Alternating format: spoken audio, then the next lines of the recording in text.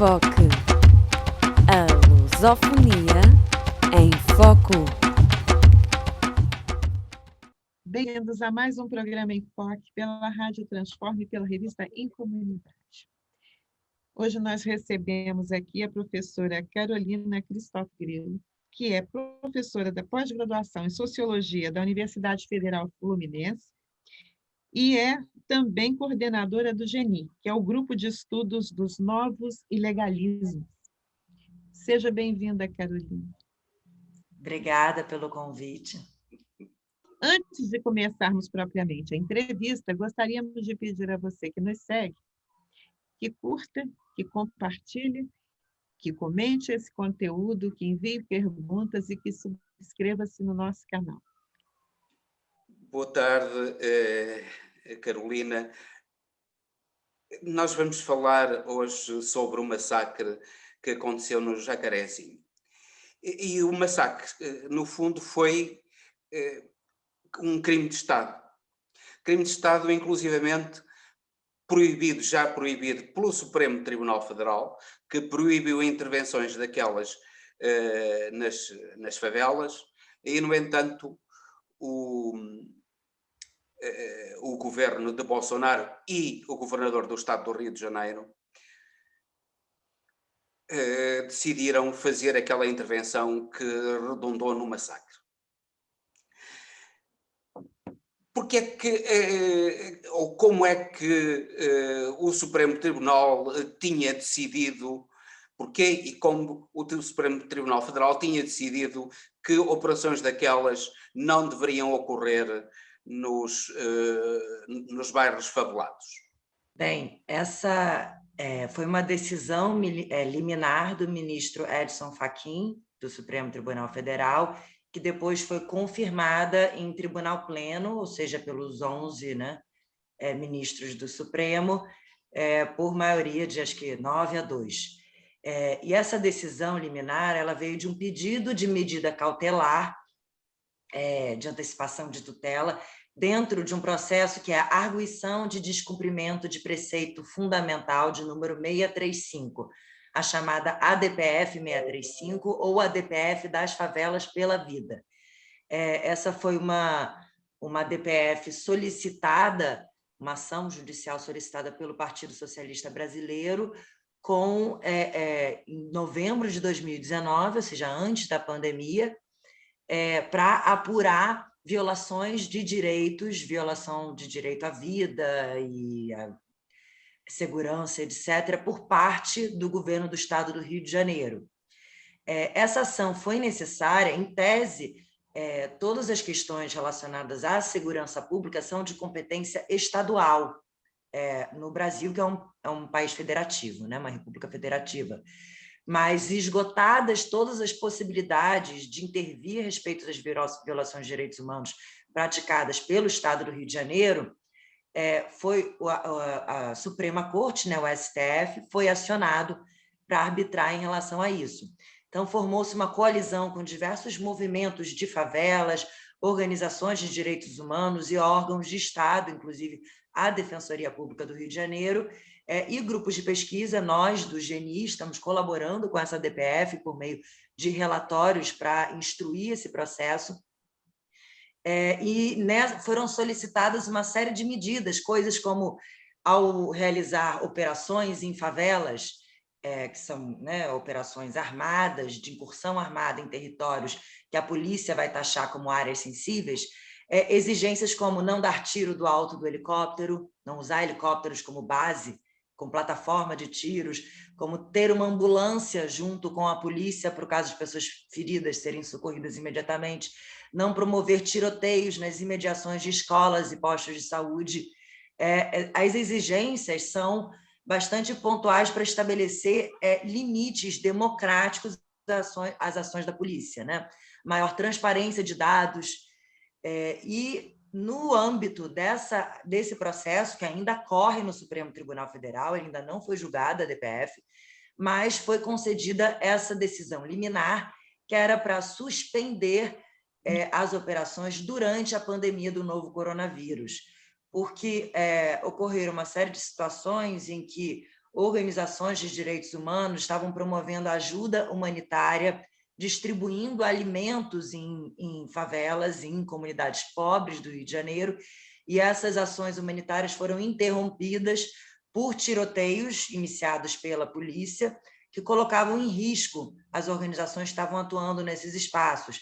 Os postos de saúde que estavam atendendo as vítimas de Covid estavam tendo seu funcionamento interrompido por dias seguidos por causa desses ataques. E o ponto que culminou com essa decisão foi a morte de um menino de 11 anos de idade, se não me engano, ou menos, o João Pedro, que estava dentro de casa assistindo televisão, porque as aulas estavam suspensas nas escolas, então todas as crianças estavam dentro de casa. E, com a irresponsabilidade da polícia ao conduzir essas operações, eles utilizam armas de grande porte, né, como os fuzis 762, que têm ações seus projéteis têm ação transfixante, que atravessam as paredes das casas. Então, esse menino ele foi fuzilado dentro de casa, dentro da sala de casa, onde ele assistia televisão, enquanto ele não poderia estar na escola. Então, esse fato contribuiu para que houvesse essa decisão liminar, que é nesse momento em que as pessoas já estão sofrendo tanto com as perdas, né, por conta da Covid-19, já estão todos em isolamento social, obrigadas a ficar dentro de casa, que elas sejam alvejadas por tiros que atravessam as paredes de suas casas, seria um excesso. É sempre um excesso, mas a questão da pandemia fez com que essa medida cautelar fosse concedida. Nos primeiros meses de vigência dessa medida cautelar, houve, de fato, uma redução muito importante da ocorrência de operações policiais. A gente observou, né, no GENI, a gente tem monitorado essa incidência de operações, houve uma diminuição muito significativa do número de mortos pela polícia. Então, a gente calcula que de junho a fevereiro, por conta de junho de 2020 a fevereiro de 2021, 288 vidas tenham sido salvas por causa dessa decisão, ou seja, pessoas que seriam, segundo os dados de projeção, né, estatística, os cálculos de projeção tendencial e o número de fato observado, houve 288 menos pessoas mortas pela polícia do que se esperava. Então, essa foi uma decisão com bastante êxito em reduzir a violência policial, a violência de Estado, mas, a partir de outubro de 2020, lembrando que o governador Cláudio Castro tomou posse em setembro, e foi nesse período, porque quando foi afastado o governador Wilson Witzel, então, a partir de outubro, essa decisão do STF começa a ser sistematicamente desrespeitada, deliberadamente desrespeitada, e as operações voltam a ocorrer, a letalidade volta a subir. E agora, uma semana depois do Cláudio Castro tomar posse efetivamente, após ser oficializada, né, ser oficializado o impeachment do governador Wilson Witzel, foi quando ocorreu essa chacina com 28 mortos no Jacarezinho, uma grande tragédia, e não foi um acidente, foi uma chacina premeditada, uma ação de grupo de extermínio. A Polícia Civil do Estado do Rio de Janeiro agiu como um grupo de extermínio. A única chacina com mais vítimas do que essa foi uma chacina ocorrida na Baixada Fluminense, em 2 diferentes municípios da Baixada Fluminense, em diferentes locais, conduzida por um grupo de extermínio à revelia do batalhão de polícia militar local.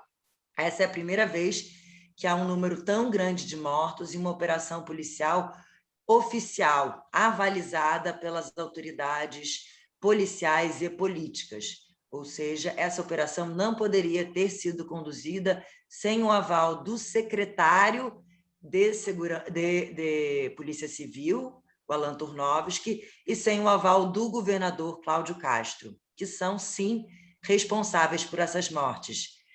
Existem elementos que permitiriam o STF, o Supremo Tribunal Federal, poderia sim decretar a prisão do Cláudio Castro e do Alan Turnovski por desobediência a uma decisão da Suprema Corte, do STF.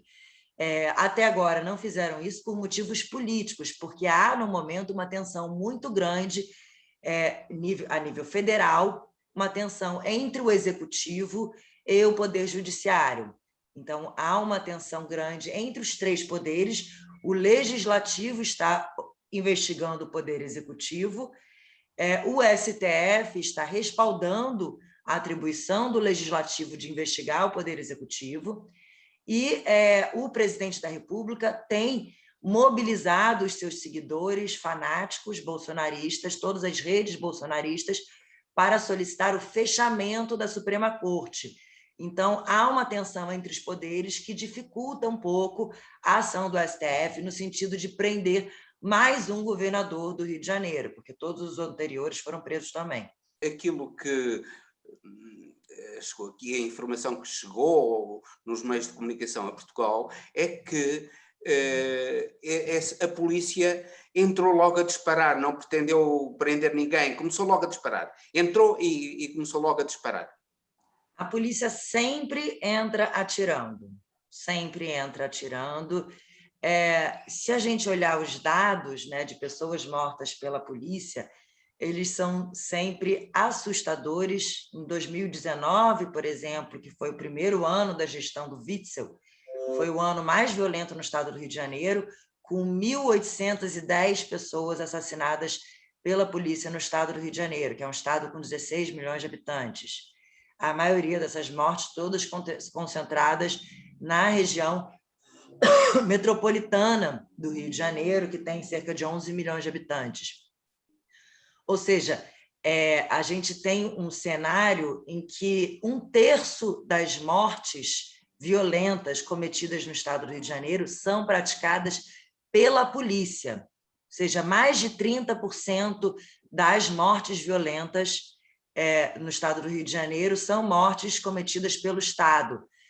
O Pablo Nunes, do SESEC, costuma chamar isso de estatização das mortes. Isso é um problema gravíssimo de violação dos direitos civis e humanos da população, principalmente a população pobre, negra, periférica, e é impressionante o número de menores de idade que são assassinados nessas operações. Em alguns anos, chegam a 800 o número de menores de idades assassinados pela polícia, de pessoas, de crianças e adolescentes. Então, é muito grave, é muito alarmante, e essa intervenção do Supremo Tribunal Federal foi uma intervenção mais do que necessária para lidar com essa questão, porque os movimentos de favela, os movimentos de mães de vítimas da violência, as organizações de direitos humanos que atuam no estado do Rio de Janeiro já haviam esgotado todas as possibilidades de intervenção. Já há uma ação civil pública ocorrendo, por exemplo, com relação à maré, e que essa ação ela sofre boicote dentro do próprio Tribunal de Justiça Estadual, que tenta suspender decisões como, por exemplo, a de proibir que tiros sejam disparados do alto de helicóptero contra aglomerados urbanos. Isso é o mínimo. A gente supostamente o Brasil é um Estado democrático de direito. Como que você pode, numa área densamente populada, num território urbano, disparar tiros de fuzil em modo rajada do alto de um helicóptero, onde qualquer trepidação de 1 milímetro é suficiente para desviar o percurso do projétil em relação ao seu alvo, desviar em dezenas de metros. Então, assim, não há precisão alguma, não existe tiro de precisão do alto de um helicóptero. Isso só pode ser utilizado num cenário de guerra, em territórios totalmente descampados, né, em lutas entre territórios inimigos. No caso das operações em favelas do Rio de Janeiro, são territórios densamente populados e os traficantes fogem da polícia. Quando a gente olha os números, percebe-se que a maioria dos policiais não morre em serviço. É muito raro morrer algum policial em operação policial, como houve no caso dessa operação. a maioria dos policiais vem a óbito trabalhando na segurança privada, trabalhando como nas milícias ou trabalhando como agentes de segurança para empresas privadas. Ou seja, morre-se 4 vezes mais fora de serviço do que em serviço. Normalmente, a variação, cada ano muda, mas é um policial morto para cada 28 vítimas pela polícia. Então, essa razão que se deu, né, na chacina do Jacarezinho é próxima, mais ou menos, da razão da letalidade de policiais contra a letalidade policial. Ou seja, parece que não há, evidentemente, um confronto, e sim um extermínio em que, às vezes, alguma vítima pode reagir. Mas essas operações elas colocam em risco os policiais, porque, na verdade, não era para existir nenhum policial morto em serviço, e os poucos que são mortos em serviços são mortos em operações policiais, e produz um número enorme de vítimas da população civil, sejam eles suspeitos de crime ou não, ou crianças, mulheres grávidas. Já ocorreu situações em que um bebê de poucos meses recebeu um tiro de fuzil na cabeça quando estava no colo de sua mãe, situações de mulher grávida que foi alvejada por tiro e o bebê sobreviveu, mas ela faleceu e teve que ser retirado o bebê da barriga. Tem situações muito trágicas vinculadas a essas operações que agem de uma forma totalmente irresponsável com relação ao direito à vida e integridade física das pessoas que residem nesses territórios. As famílias são obrigadas a ficar deitadas no chão de suas casas, porque as balas, né, de fuzil penetram as paredes de suas casas. Às vezes, as operações costumam ocorrer no horário em que as crianças saem para a escola, em que as pessoas saem para o trabalho. Então, quando as operações ocorrem antes desse horário, as pessoas deixam de ir à escola, deixam de ir ao trabalho. Mas, às vezes, as crianças já saíram uniformizadas a caminho da escola quando a operação começa. Então, é uma experiência de terror vivida pelos moradores que estão constantemente lidando com os seus filhos na rua, a caminho de um transporte público para chegarem à escola ou a caminho do trabalho, e vivem com essa angústia de precisar localizar os seus filhos e colocar eles em algum lugar seguro, porque a polícia promove uma guerra urbana nesses territórios. Não que as facções do tráfico de drogas não sejam arbitrárias, elas são sim arbitrárias com os moradores, mas não promovem arbitrariedades tão marcantes quanto as arbitrariedades praticadas pela polícia. É muito mais comum os moradores de favela morrerem assassinados pela polícia do que assassinados por traficantes de drogas. O que eles usaram como motivador para a invasão do Jacarezinho? O que foi a justificativa? Foi um deboche. Eles utilizaram a decisão do STF restringiu, ela não proibiu, não suspendeu as operações, ela restringiu as operações a situações absolutamente excepcionais. No entanto, fica a critério do Ministério Público Estadual arbitrar, avalizar ou não essas operações, porque a função constitucional, quem tem essa atribuição constitucional de fiscalizar o trabalho da polícia é o Ministério Público Estadual, que não está nem aí. Normalmente, eles têm uma relação de parceria muito grande com a Polícia Militar. E o Ministério Público ele estava simplesmente se eximindo dessa tarefa, não realizando esse trabalho, dizendo que, bem, nós não vamos definir o que é excepcional ou não, quem vai definir isso é a própria polícia e etc. Mas havia uma pressão, e recentemente houve uma audiência pública convocada pelo STF para discutir um plano de redução da letalidade policial, em que a ação do Ministério Público foi bastante questionada. Então eles criaram um plantão 24 horas para receber denúncias de operações que estivessem violando a DPF 635.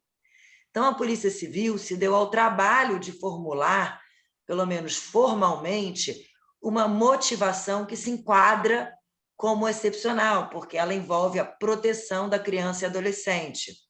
O argumento era de que eles estariam cumprindo mandados de prisão contra quadrilhas de traficantes e assaltantes que estariam aliciando menores de idade para a prática de roubos e furtos nas linhas de trem da Supervia, né, nas estações e nos vagões dos trens da Supervia e no entorno. É evidente que isso foi um deboche, inclusive a operação se chama Operação Exceptis, que é exceção em latim, em alusão à excepcionalidade que justifica uma operação, né? E também exceção como um deboche com as referências ao estado de exceção, tão acionada pelos movimentos sociais para criticar a violência de Estado no Rio de Janeiro. É um deboche escancarado e utilizando a proteção da criança e adolescente como um argumento fajuto, porque se sabe que matar 28 pessoas não promove maior segurança para as crianças e adolescentes daqueles bairros. Inclusive, houve uma cena em que uma pessoa desarmada estava fugindo da polícia, tentou se esconder na casa de moradores, a polícia entrou na casa desses moradores atrás desse suspeito e executou o suspeito dentro do quarto, em cima da cama de uma criança de 9 anos. Né? Essa criança de 9 anos está certamente muito traumatizada, com a sua cama totalmente ensanguentada, assistiu uma execução de um suspeito que recebeu 5 tiros da polícia na sua frente, e tantas outras crianças tiveram suas casas invadidas e pessoas executadas. Suspeito desarmado. Desarmado. Segundo os moradores, as testemunhas, ele estava desarmado. Isso chama-se assassinato. Sim, execução sumária, né? E eles têm uma prática do auto de resistência, não é? Eu queria que você explicasse para as pessoas o que seria isso e se isso ainda continua a acontecer. Sim, o auto de resistência, na verdade, ele é uma categoria administrativa, que hoje em dia mudou de nome. Antes era auto de resistência no Rio de Janeiro, e em São Paulo era resistência seguida de morte. Atualmente, a categoria se chama homicídio decorrente de oposição à intervenção policial. Essa é a categoria utilizada no Rio de Janeiro para quantificar essas mortes. Mas, legalmente, o modo como essas mortes são registradas é um homicídio, só que é um homicídio com excludente de ilicitude. É um homicídio em que, no próprio registro do homicídio, já é colocado o parágrafo da legítima defesa, que é um parágrafo do Código Processual Penal que pressupõe a legítima defesa. O registro desses homicídios enquanto suposta legítima defesa, em si, não seria um problema se a circunstância dessas mortes fosse devidamente investigada. Só que a circunstância de nenhuma morte dessas é investigada. Porque eu compreendo que haja um registro diferenciado, porque, de alguma maneira, o policial que sai armado a serviço do Estado precisa de alguma garantia de que ele não vai ser preso em flagrante por exercer a sua função profissional. Então, ou seja, esse dispositivo é para evitar a prisão em flagrante de um policial que mata alguém em serviço. O problema é que isso é usado como uma maneira de ratificar, de sancionar, de legitimar qualquer morte praticada por policiais em serviço. Em São Paulo, inclusive, qualquer morte praticada por policiais, inclusive fora de serviço, ou seja, se um policial cometeu um crime passional, assassinou o amante da esposa, é só ele dizer que foi uma tentativa de assalto contra ele, que isso vai registrado como resistência seguida de morte. Lá em São Paulo, eles nem registravam homicídio antigamente. Eu sei porque já participei de uma pesquisa no Rio de Janeiro, que resultou num livro chamado Quando a Polícia Mata, Homicídios por Autorresistência no Rio de Janeiro. A gente trabalhou com a leitura de inquéritos e o acompanhamento de casos na Justiça, leitura de processos e dados estatísticos de 2002 a 2011, e também participei de uma pesquisa sobre os então chamados resistência seguida de morte, né, que eram como os casos eram registrados antigamente, em São Paulo, no ano de 2012. Então, em nenhum desses estados, esses casos não são investigados, não há investigação. Há uma investigação totalmente formal, apenas no sentido de juntar todas as peças protocolares necessárias ao arquivamento dos casos, que é juntar o auto de exame cadavérico, que é como é chamada essa perícia, né, no cadáver realizada no corpo da vítima, que é como chamado no Rio de Janeiro, em São Paulo é o laudo necroscópico. Em São Paulo há, inclusive, exames de confronto de balística, perícia nas armas de fogo, coisa que não há no Rio de Janeiro, mas nenhum desses laudos são levados em conta nas decisões do Ministério Público pelo arquivamento dos processos. Eles apenas fazem referência à narrativa dos policiais, porque é considerado que os policiais, como agentes públicos, eles têm fé pública. Então, a palavra deles tem um efeito de verdade. Então, se ele fala que esse homem estava atentando contra a minha vida, ele fez menção de que atiraria contra mim, isso é o suficiente para fundar uma excludente de licitude. Na maioria desses casos, não há perícia de local. Em São Paulo existe, mas ela não é levada em consideração. No Rio de Janeiro, não é realizada uma perícia no local do fato. Todos os corpos são removidos para os hospitais, com a alegação de prestação de socorro, mesmo que a pessoa tenha sido decapitada ou tenha recebido 5 tiros na cabeça, e nada acontece. O policial pode sempre alegar que ele não é médico para saber se a pessoa está morta ou não. Então, mas a presunção de inocência de um polícia, a alegação de que ele agiu em legítima defesa, essa alegação pode ser ilidida, isto é, pode ser contrariada, pode-se demonstrar o contrário. Isso é um princípio básico de direito. Isso é um princípio básico de direito. E existe até na organização jurídico-penal brasileira. Agora, porque é que num caso como este, em que disse que houve uma pessoa que foi morta a sangue frio, estava em cima, fugiu, estava numa cama, não tinha nenhuma arma e foi pura e simplesmente assassinado a sangue frio? Existem muitas limitações à investigação desses casos, porque, primeiro, que a polícia remove os corpos do local, então não existe uma perícia de local, é muito difícil, inclusive, atribuir, mesmo que se constate, né, é difícil atribuir a um único policial os disparos letais efetuados, né, que resultaram na morte daquela vítima. Então, eles têm uma dificuldade de individualização da conduta dos policiais. É difícil, os policiais, normalmente, eles mesmos, isso aí, quem me explicou isso foi um policial, se referiu aos termos kit bandido e vela. Vela seria a arma de fogo com numeração raspada que se usa para colocar em posse das vítimas para justificar que ela tenha atentado contra a vida policial. Então, normalmente, os policiais têm já em sua viatura o que eles chamam de kit bandido, que é uma pequena quantidade de drogas, armas com numeração raspada, porque se eles matam alguém, eles dizem que apreenderam aquilo com a vítima, né?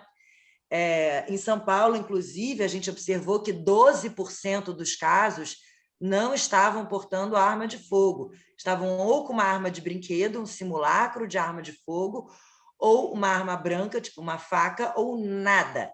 E isso não era levado em consideração para deslegitimar a morte, porque o Ministério Público não realiza a sua função de fiscalização do trabalho policial.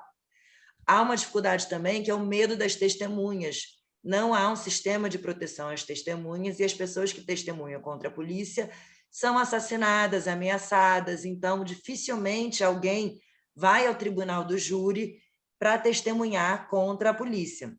São raros os casos em que os policiais são legalmente responsabilizados por essas mortes, que são aqueles em que as famílias se mobilizam, recolhem os projéteis do local, as próprias famílias coletam testemunhas, não levam para a Polícia Civil, que é quem cabe a investigação desses casos, levam diretamente para algum promotor. Existia um grupo especializado do Ministério Público que foi extinto, que é o GAESP, Grupo Especializado de Segurança Pública, que ainda fazia esse acolhimento de ouvir as testemunhas, sem que essas testemunhas precisassem ir à polícia. Eles ouviam essas testemunhas em sigilo para instruir alguns casos. Então, raramente, muito raramente, as famílias conseguem se mobilizar e recolher provas contra algum policial. Se a família não fizer isso, nada acontece. Mas depois de todos estes massacres que levaram à morte até de crianças e adolescentes, houve alguma diminuição no tráfico de droga ou no crime nas favelas e levado a cabo a partir das favelas? Não. As operações policiais são o método preferencial de combate ao crime por parte do governo do Estado do Rio de Janeiro já há mais de 3 décadas. Há mais de 30 anos, é o único método que a polícia, o método principal, o principal instrumento de ação pública são as operações policiais, e isso não tornou o Rio de Janeiro uma cidade mais segura, não diminuiu a venda de drogas, não diminuiu a incidência de homicídios, não diminuiu a incidência de... inclusive, nós do GENI fizemos um relatório contrastando, que a gente fez trabalhou com a série histórica de 2007 a 2019, fazendo um teste de correlação entre a nossa base de operações policiais e, com base nos dados oficiais, os crimes contra a vida e os crimes contra o patrimônio. Ou seja, quando fizemos um cruzamento para saber a correlação entre mais ou menos operações policiais e mais ou menos crimes, o que descobrimos é que, quando há mais operações policiais em favelas, normalmente ocorrem mais crimes contra a vida e mais crimes contra o patrimônio. É o contrário. É o contrário. A tendência é as operações se associarem a um volume maior de crimes. Isso não é dito publicamente, não há legislação, não é produzida legislação no sentido de proibir de uma maneira rigorosa esse tipo de ações policiais, já que, pelos vistos, uma simples decisão do Supremo Tribunal Federal não basta, os partidos políticos não têm proposto legislação rigorosa para definir em que condições é que uma operação policial poderá ser levada a cabo, já que, pelos vistos, as operações policiais não têm nenhum efeito na diminuição do crime, bem pelo contrário, a seguir às operações policiais, o crime aumenta. Não há nenhuma preocupação com critérios técnicos, científicos, com prestação de contas à sociedade. Então, as políticas de segurança pública, elas visam apenas a satisfazer um desejo por sangue e morte por parte de uma população, de uma sociedade bastante adoecida, uma sociedade que se provou, que elegeu em 2018 uma série de representantes políticos cujas campanhas defendiam o extermínio de suspeitos. Tanto no Rio de Janeiro, Witzel falando em atirar na cabecinha, quanto em São Paulo, João Dória falando que o bandido tem que morrer, Bolsonaro com a plataforma de extermínio, tem que prender e matar, e matar, e matar, e matar os menores, e matar todo mundo. Então, a gente está num problema complicado porque a sociedade adoeceu e quer sangue e morte. Então, por exemplo, saiu uma matéria hoje da Folha de São Paulo dizendo que nas redes sociais, após a chacina do Jacarezinho, cresceu de 12% para 41% o número de menções positivas ao governador Cláudio Castro. Então, as menções, a popularidade do Cláudio Castro nas redes sociais subiu após essa chacina. Então, é a sociedade que clama por esse tipo de medida, e as pessoas não estão interessadas em critérios técnicos para saber se o crime diminuiu ou não. É uma percepção de que querem vingança, querem morte.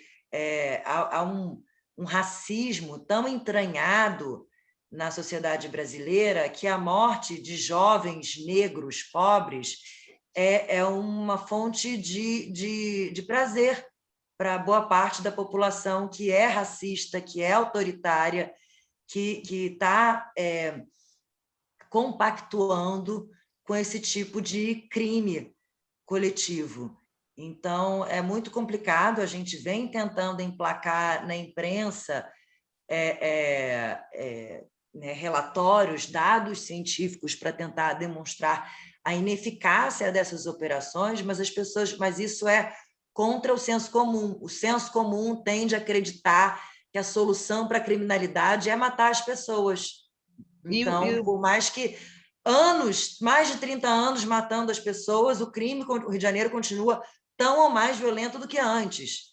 Mas a população continua clamando. É uma falsa ideia de segurança que se cria? Sim, se cria uma falsa ideia de segurança, de justiça. É um pouco a justiça com as próprias mãos, não é?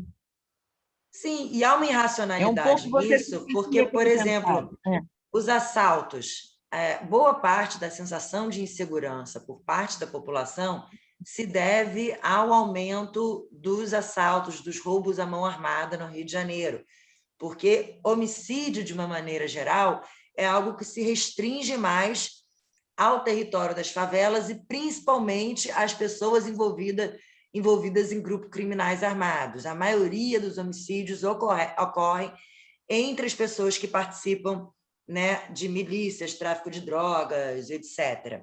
Então, para o cidadão comum, a preocupação com assaltos é uma preocupação maior do que com homicídios.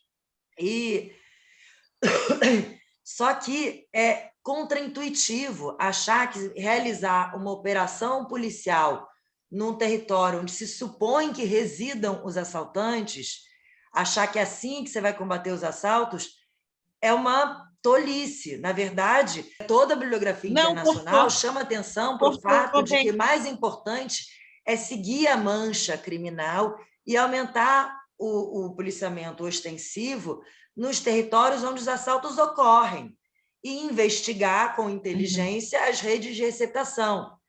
No Rio de Janeiro, o que se faz é deslocar boa parte do efetivo policial para fazer essas operações policiais extremamente violentas nos territórios onde se acredita que os assaltantes vivam, onde eles moram. Então, isso é uma idiotice. É uma ação que não se age com inteligência para retaliar um assalto que já ocorreu. Mas, então, não para prevenir os crimes. Mas, como é óbvio, a causa de tanto crime, no fundo, é a miséria daquelas populações que vivem nas favelas. E não se pensa, os vários poderes públicos não pensam em diminuir essa miséria, não pensam em dar habitação condigna, educação, trabalho a essas pessoas, darem-lhes, isto é, uma esperança de vida para elas se afastarem do crime ou não serem envolvidas no crime. Né? Bem, a questão da desigualdade é um problema muito... Já agora. E a opinião pública brasileira não percebe ou não quer perceber que o grande problema do crime é um problema de desigualdades, um problema, sobretudo, de miséria social. Sim, a desigualdade, a pobreza são problemas muito persistentes no Brasil inteiro não necessariamente as regiões mais pobres vão ser as regiões mais violentas, mas as regiões mais desiguais acabam tendo um problema, especialmente nas grandes cidades, um problema de violência urbana bastante importante.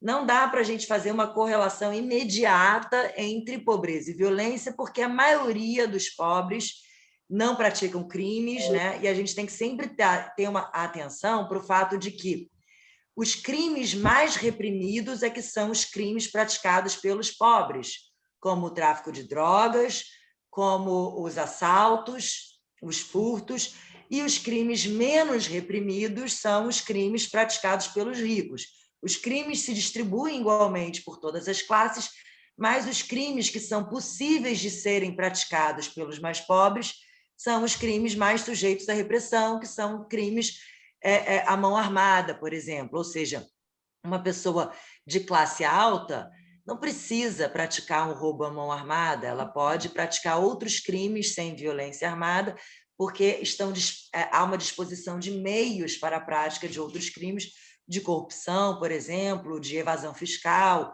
outras formas, né, de prática, como o tráfico de drogas sem o recurso à arma de fogo. Mas, no caso, né, os tipos de crimes que são praticados por uma minoria dos mais pobres são os crimes mais reprimidos. Isso também se deve a questões da história urbana de cada lugar. Rio de Janeiro, os grupos de extermínio foram fundados na década de 50, antes de existir de verdade um problema público de violência urbana.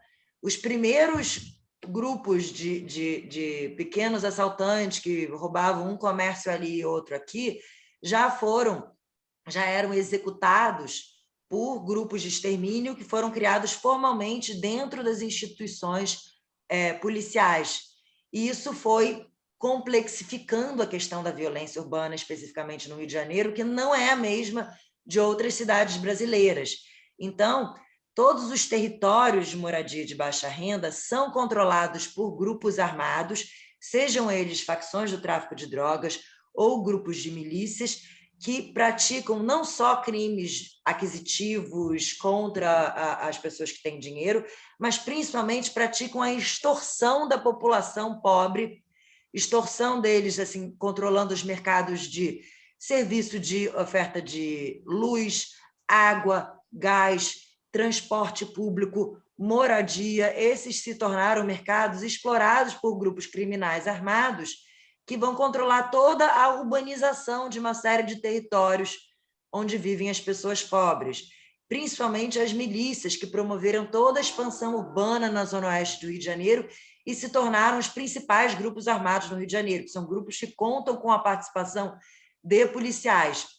Então, a questão da pobreza, da desigualdade e de quantos mais pobres estão sujeitos a mais violência, a serem vítimas de crimes, também é uma questão do abandono do Estado de certos territórios, de não fiscalizar, de não se responsabilizar pela oferta dos serviços essenciais e deixar isso sob o controle de grupos criminais armados, que vão se fortalecendo, que vão criando bases políticas nesses territórios, principalmente as milícias, que conseguem eleger os seus representantes a nível municipal, estadual e federal. O próprio filho do presidente da República tem relação declarada, né, com milicianos, tendo, inclusive, empregado pessoas ligadas à milícia, pessoas que já foram presas por serem milicianas, faziam parte do seu gabinete, ou seja, há um entranhamento das milícias, que eu acho que isso é uma questão mais grave do que os pobres praticarem crimes aquisitivos, os pobres serem vítimas de crimes políticos que não são devidamente investigados pelo poder público. E as milícias servem, então, um objetivo político de muitos políticos. Sim, serve como objetivo político de muitos políticos, porque eles atualmente, segundo o mapa dos grupos criminais armados que nós do GENI elaboramos em parceria com o Fogo Cruzado, o Disque Denúncia, o Núcleo de Estudos da Violência da USP e o Pista News, as milícias controlam quase 60% do território da cidade do Rio de Janeiro. Então, existe um contingente populacional enorme sob domínio desses grupos armados que vão impedir campanhas eleitorais que não sejam as dos seus candidatos nesses territórios e que vão promover toda a mediação do acesso a serviços essenciais básicos, a começar pela moradia. Eles é que vão lotear, fazer a grilagem de terras, lotear esses terrenos, construir as casas, mesmo as políticas públicas de grande, como o programa Minha Casa Minha Vida, como eles, a nível municipal, eles eram agenciados pelos municípios e pelos governos do Estado, no Rio de Janeiro, os grupos milicianos coordenaram até o cadastramento das famílias que teriam acesso a esses programas. Então, a gente tem um problema de milhões de pessoas reféns de grupos criminais armados, principalmente os grupos que contam com a participação de policiais que ocupam hoje em dia mais territórios do que os grupos das facções do tráfico de drogas, sendo que as operações policiais ocorrem praticamente exclusivamente nas áreas de Comando Vermelho, que é a única resistência ainda à atuação das milícias. O terceiro Comando Puro, que é uma outra facção do tráfico de drogas, atualmente estabeleceu um consórcio com as milícias. Então, são os milicianos que fazem a segurança dos territórios onde eles vendem drogas. Então, eles pagam para policiais para vender drogas com tranquilidade, então não ocorrem mais operações policiais em áreas de terceiro Comando Puro. Mas o Comando Vermelho é a única resistência que não se associou às milícias, não se associou às polícias e continua resistindo. É por isso que nessas áreas, nas áreas controladas pelo Comando Vermelho, a população sofre mais com a violência policial. Deixa eu te perguntar uma coisa, que a gente já está chegando ao final. Você acha que existem medidas que seriam factíveis para que mudasse esse quadro desse domínio, desse espalhamento das milícias no território do Estado do Rio e do Brasil? Quais seriam essas medidas? Bem, uma medida muito importante é atacar as bases econômicas dos grupos milicianos com uma fiscalização mais intensiva no mercado imobiliário, que é a principal fonte de renda desses grupos, e de outras ofertas de serviços básicos. É preciso criar grupos de investigação especializados externos à polícia, porque policiais são os donos das milícias, então é difícil deixar a cabo da própria polícia a investigação desses grupos. Tem que ser formados grupos com a participação do Ministério Público e outras, talvez a própria Polícia Federal. Há um problema também de intervenção um novo serviço Bolsonaro. De inteligência. Um novo serviço de inteligência para a segurança interna. Sim, e principalmente é preciso ter uma atuação do Tribunal Regional Eleitoral ou Federal, mas enfim, para que haja uma cassação das candidaturas se for comprovada um envolvimento com milícias, porque é muito complicado que candidaturas estejam ligadas a grupos criminais que praticam o homicídio dos seus opositores. Na Baixada Fluminense, por exemplo, é muito simples. Vereadores morrem sistematicamente, são assassinados, candidatos a prefeitos são assassinados. Foi o caso então, da como haver uma democracia em que os candidatos são assassinados, as pessoas eleitas são assassinadas. O caso da Marielle chamou a atenção por ser na capital, porque na Baixada, vereadores são sistematicamente assassinados por grupos milicianos, e no caso da capital, o que chamou a atenção foi que a Marielle era uma vereadora, foi a 5ª mais votada na sua primeira vez que ela se candidatou, era uma vereadora que estava atingindo uma popularidade muito grande. Eu votei na Marielle, eu colaborei com a campanha da Marielle, conhecia pessoalmente a Marielle, que foi uma liderança incrível, uma liderança que todos nós admiramos muito, muito, tinha uma atuação muito próxima aos movimentos sociais de favela. Se ela estivesse viva agora na situação da chacina do Jacarezinho, eu tenho certeza absoluta que ela estaria indo, descobrindo de porta em porta os familiares de vítimas da chacina, para fazer o encaminhamento deles à Defensoria Pública, para reaverem, para conseguirem uma indenização por parte do Estado, para procurarem o Núcleo de Direitos Humanos. Ela estaria fazendo toda essa mediação, porque esse trabalho a Marielle fazia como membro da Comissão de Direitos Humanos da Alerj. Enfim, ela foi assassinada justamente porque ela estava se opondo aos grupos milicianos, convocando a audiência pública para debater justamente a questão imobiliária como fonte de renda dos grupos milicianos, combater problema de grilagem de terras, de construções irregulares, de confisco de imóveis por parte das milícias contra a população de áreas, ou seja, ela estava conquistando popularidade em territórios controlados por milicianos, na medida em que ela estava tomando partido dos moradores dessas áreas. Então, ela foi assassinada, sim, né, a mando de grupos milicianos, de grupos políticos envolvidos por milicianos. Mas é difícil acreditar que tenha sido um simples miliciano, o Adriano da Nóbrega, ou um miliciano do género do Adriano da Nóbrega, tomar a decisão de assassinar alguém tão importante como a Marielle. Muito provavelmente há ordens superiores a um simples Adriano da Nóbrega que foi...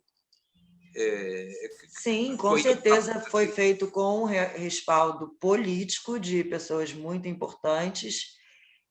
Algumas linhas de investigação levam ao filho do presidente da República, tanto ao Flávio Bolsonaro quanto ao Carlos Bolsonaro, estiveram em algumas linhas de investigação. Eu não posso afirmar nada, porque não se tem provas concretas, apenas o fato de que um dos assassinos da Marielle era vizinho do presidente da República. Ele já era um notório assassino por aluguel, e a casa dele tinha vista para o quarto da filha de 8 anos do presidente Bolsonaro, ou seja, ou foi uma tremenda falha de segurança da ABIN, que não conseguiu detectar que existia um assassino por aluguel morando ao lado da presidente da República, ou ele morava ao lado do presidente da República por ser amigo do presidente da República, por ser um dos seguranças do presidente da República, porque o Rony Lessa era um assassino por aluguel, já conhecido, trabalhou como segurança do bicheiro Castor de Andrade, quando ele foi vítima de um atentado em que perdeu uma perna e recebeu uma aposentadoria pela polícia. Ele era um traficante de armas bastante conhecido. Então, é muito estranho que isso tenha passado pela segurança do Gabinete de Segurança Institucional, não tenha identificado essa terrível ameaça ao presidente da República, a não ser que eles tenham identificado essa ameaça e tenham constatado que ao Bolsonaro ele não constituiu uma ameaça por ser próximo. Claro. Mas, enfim, eu não posso concluir nada, apenas os indícios que levam à investigação de que a família Bolsonaro pode, sim, ter alguma relação com isso, o que também parece ter alguma relação com as sucessivas tentativas de interferência do Bolsonaro na Superintendência da Polícia Federal e, principalmente, na Polícia Federal do Estado do Rio de Janeiro.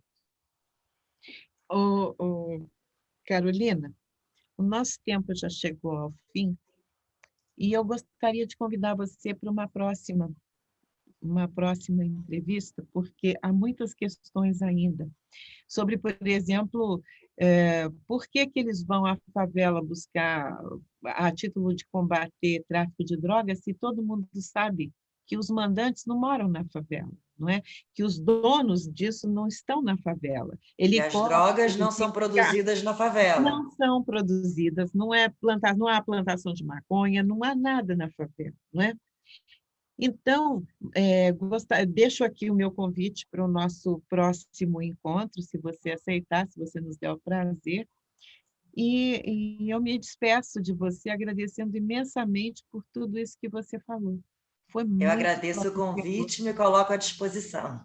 Muito obrigado, Carolina. Foi um prazer estar consigo. Espero que este programa sirva de algum modo para alertar as consciências e a opinião pública do Brasil sobre este tipo de crimes de Estado. No fundo é um crime de Estado, e da inutilidade deste tipo de operações para combater a criminalidade vulgar, civil, nomeadamente por tráfico de droga ou por roubo ou por assaltos no Brasil. E que isso terá outro tipo de solução. Nós esperamos então pelo seu contributo num próximo programa em que poderemos falar mais falando do tráfico de droga, dos grandes responsáveis e dos grandes beneficiários do crime no Brasil, porque de certeza que não é o miúdo que vai assaltar alguém na rua, que assalta hoje e amanhã e que continua a viver na miséria. Nem é o pequeno traficante que trafica droga e que continua a viver na miséria. Não são esses os grandes beneficiários do crime. Era importante nós apontarmos os grandes beneficiários do crime, porque aí é que está a solução ou que está a base do problema. E contamos consigo então num próximo programa. Muito obrigado. Obrigada, Henrique. Obrigada, Lorelai. Muito obrigada pelo convite. Eu aceito com prazer estar aqui numa próxima oportunidade. Um grande gosto para nós. E agradecemos especialmente a você que nos dá audiência, que nos segue, que curte os nossos programas, e convidamos para o próximo programa Enfoque pela Rádio Transforme.